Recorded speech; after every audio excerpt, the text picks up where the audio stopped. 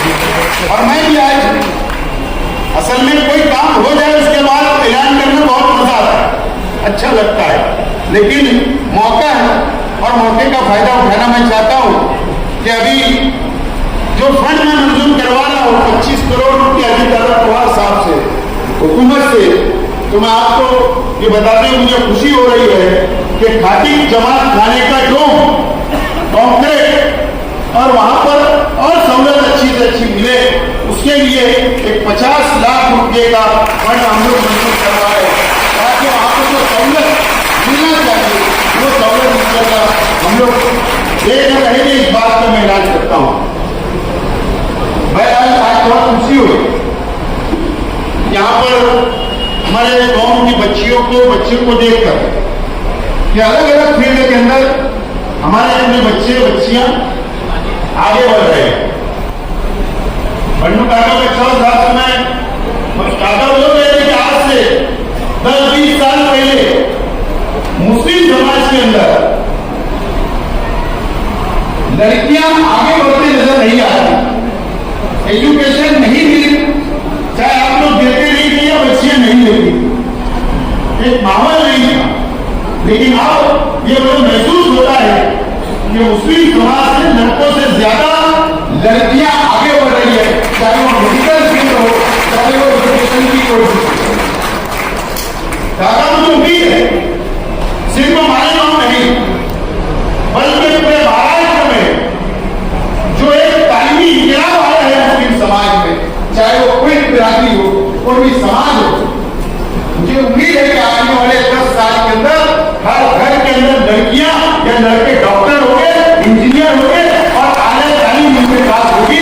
10 साल के अंदर आप इसका आप पूरा नक्शा देख लेना, क्योंकि महाराष्ट्र घूमने का हमको भी मौका मिलता।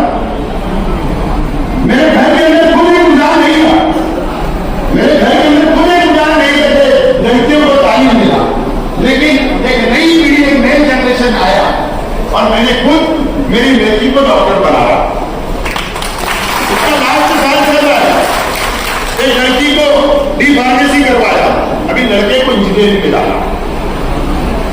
एक माहौल तैयार हो रहा है पूरे महाराष्ट्र के अंदर, हर घर के अंदर। और मैं एक माजरत के साथ ये बात कहना चाहता हूं, किसी को खराब लगे तो माफी चाहता हूं, एक मिसाल देना चाहता हूं। सैफी हॉस्पिटल आप जानते होंगे मुंबई में, एक पूरी समाज का है, पूरा समाज। उनके चेयरमैन के पास गया, जब भी मैं मुंबई जाता तो उनसे मेरी मुलाकात हुई, क्योंकि मैं जब एमएलए था तो हुकूमत की कमेटी में था मेडिकल, तो मैं मेंबर था हुकूमत की कमेटी का, तो सब हॉस्पिटल उसके अंडर में आ गए, तो मौका हुआ जाने का। और वो चेयरमैन की उम्र जो थी 85 बरस थी, जो बोरा समाज के चेयरमैन। तो चेयरमैन साहब ने मुझसे सवाल किया कि मालेगांव में कितने मकान हैं हमारे। मैंने कहा कि दोनों जमात मिला के 250-300 मकान होंगे। तो मुझसे पूछने लगे कि दोपहर का खाना जमात की तरफ से हमारे तमाम ही बिरादरी के घर के ऊपर जाता है या नहीं जाता। यकीन जानो जब तक मुझको भी नहीं पता, मैंने कहा इसकी जानकारी नहीं है। उन्होंने क्या कहा पता है कि दोपहर का खाना सिर्फ हमारे गांव नहीं बल्कि पूरी दुनिया के अंदर, अलग अलग देश के अंदर, अलग अलग राज्य के अंदर दोपहर का खाना बोरा जमात की जानिब से टिफिन, चाहे घर में 1 10 हो, 2 हो, 5 हो, 10 हो, टिफिन खाना बना के जमात की तरफ से जाता है फ्री में। मैंने कहा ऐसा क्यों? उन्होंने क्या कहा, बहुत अच्छी बात है। उन्होंने कहा कि सुबह माँ जो बच्चे सुबह स्कूल जाते हैं उनके लिए हल्का फुल्का नाश्ता बना के उनको रवाना करते हैं। दोपहर की शिफ्ट में जो बच्चे जाते हैं स्कूल के अंदर, तो अगर माँ को और बाप को अगर हमने फ्री नहीं किया, किचन से दूर नहीं रखा, माँ को अगर हमने किचन से दूर नहीं रखा, क्योंकि माँ जब उठेगी तो दोपहर का खाना बनाने उसकी दोपहर हो जाएगी, शाम में खाना बनाने लगेगी तो रात हो जाएगी। उसके लिए एक वक्त का खाने में वो किचन से दूर है और अपने बच्चों को अच्छी शाम तक तालीम दे, एजुकेशन दे।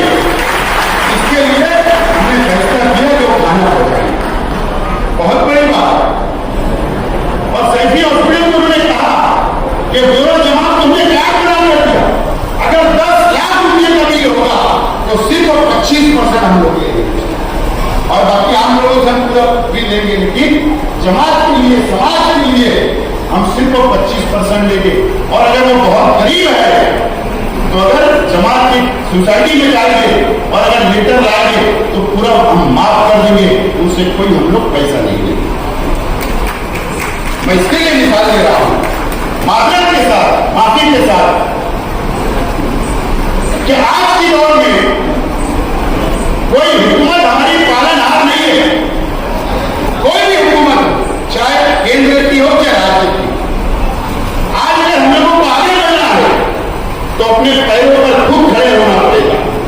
अगर एजुकेशन हमारे बच्चों को दिलाना है तो हमको खुद पहल करना पड़ेगी और हमारे बच्चों की सरपरस्ती, पालनहार हमको खुद बनना पड़ेगा, जब जाकर एजुकेशन ले सकता है। और नहीं, ये पॉसिबल नहीं है। मैं इसके लिए माफी चाह रहा था कि आप देखिए कि अगर जकात का पैसा जो रमजान में हम लोग जकात देते हैं, कई तंजीमें, अलग अलग मसलक की तंजीमें जो जरूर जकात हम देते हैं, हमारी नियत होती है, बिल्कुल देना चाहिए, इसके अंदर दो राय नहीं है, लेकिन उसका सही इस्तेमाल भी होना चाहिए। मुझे बताओ, मुझे आप बताइए, मेरा सवाल है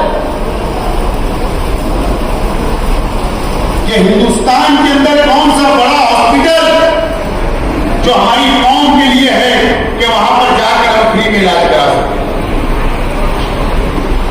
एक भी हॉस्पिटल नहीं। मुझे बताओ कि कौन सी यूनिवर्सिटी है, कौन सी, जहां पर हम हमारे बच्चों को जाकर एडमिशन करवा के मुफ्त में तालीम दिला सकते हैं? सोचने की, सोचो आप, चाहे हमारे कौन के अदारे हो, आज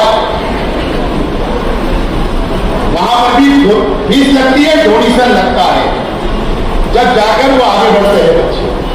तो क्या हम लोग,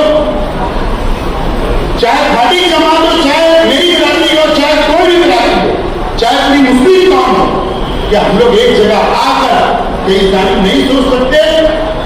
और सोचना पड़ेगा, वक्त की जरूरत है, क्योंकि हालात बहुत अच्छे हमारे लिए ऐसा नहीं है और मजीद हालात खराब हो सकते हैं। और इसके लिए हमको खुद मजबूत होना पड़ेगा, अपने पैरों पर खड़ा होना पड़ेगा और हमको आगे बढ़ना पड़ेगा और हमारे बच्चों को आगे बढ़ाना पड़ेगा। और तालीम अगर हमारे बच्चों के पास नहीं है तो उसका मुस्तकबिल इस देश में, इस मुल्क के अंदर और इस दुनिया के अंदर नहीं है।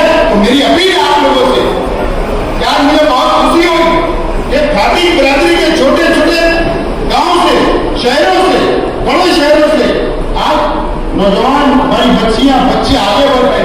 मैं मुबारकबाद देता हूं पूरी जमात को, पूरी खाटी बिरादरी को सलाम करता हूं कि आप अपने बच्चों को एजुकेशन दे रहे। मुझे उम्मीद है कि आगे भी इस तरीके का काम आप अंजाम देंगे